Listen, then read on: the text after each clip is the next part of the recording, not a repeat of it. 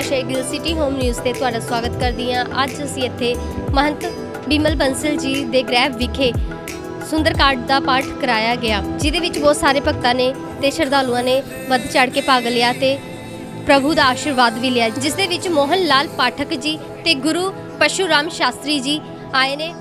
आओ ਅਸੀਂ ਸੁਣਦੇ ਹਾਂ ਉਹਨਾਂ ਦੇ ਵਿਚਾਰ, ਉਹਨਾਂ ਦਾ ਕੀ ਕਹਿਣਾ है। ओम मंगलम भगवान विष्णु मंगलम गरुड़ध्वजा मंगलम पुंडरीकाक्षाय मंगलाय तन्यो हरिम।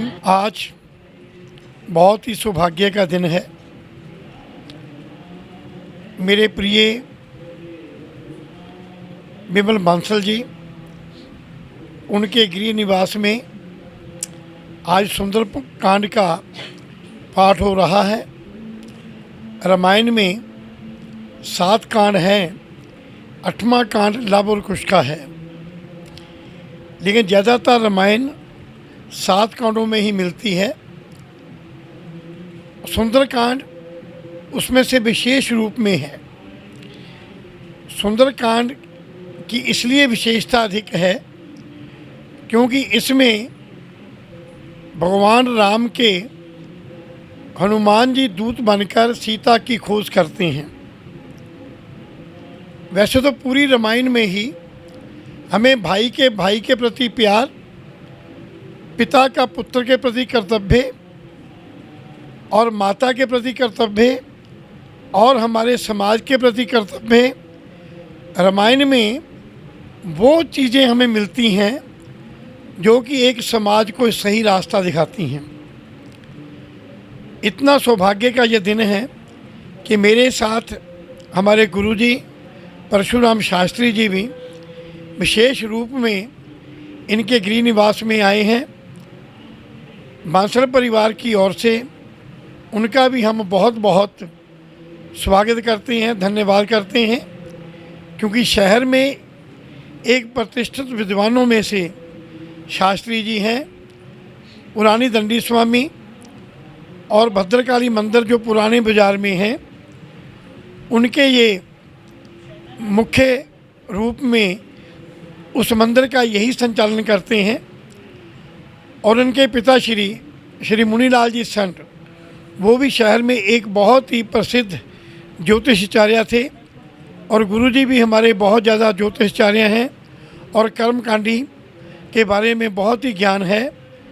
तो इसलिए सुंदरकांड के बारे में जितना भी कहा जाए उतना ही बहुत कम है, क्योंकि सुंदरकांड में भगवान की सभी जो हैं क्रियाकलापों का वर्णन किया गया है।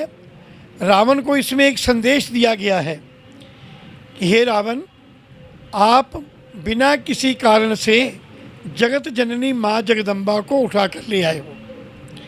इसलिए भगवान राम इतने दयालु हैं, इतने कृपालु हैं, अगर आप सीता को इसी प्रकार वापस लौटा दोगे तो शायद भगवान आपको माफ़ कर देगा, क्योंकि भगवान जी इतने दयालु कृपालु होने के साथ वो प्रत्येक के अवगुणों को क्षमा कर देते हैं। लेकिन क्यों होनी लिखी हुई थी, रावण में एक अहम था और प्रभु के हाथों में उसकी मृत्यु होनी थी। ऐसा तो भगवान ने वाल्मीकि जी ने भी और तुलसीदास जी ने भी बालकांड में ही वर्णन कर दिया था।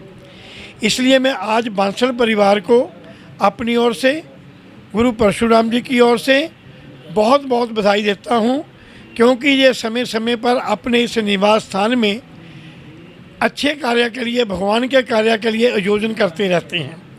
इनमें एक श्रद्धा है, एक भावना है, एक प्रेरणा है, और उसी प्रेरणा के आधार पर ये अपने बच्चों से ये धार्मिक कार्य करवाते रहते हैं। ओम अतुलित बलधामम हेमशैलाविदेहम धनुजुवन कृशानम ज्ञानिनाम अग्रगण्यम सकल गुण निधानम बानराणामधीशम रघुपति प्रिय भक्तम भात जातम नमामि। बोलो पवन सुत हनुमान की जय। आज बहुत ही सौभाग्य भरा दिवस है कि हम श्री बिमल कुमार बांसल जी के परिवार के सदस्यों के साथ आज श्री हनुमान जी का पावन और पवित्र गुणगान करने जा रहे हैं।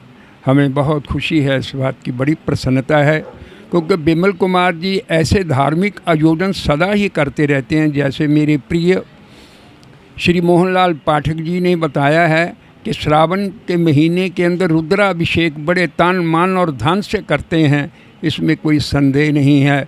पिछले दिनों की बात है, जब प्रयागराज के अंदर आयोजन चल रहा था तो इन्होंने वहाँ पर भी बड़े प्रेम श्रद्धा से, तन से, मन से, धन से सेवा की। इसी प्रकार के ये धार्मिक आयोजन करते रहते हैं।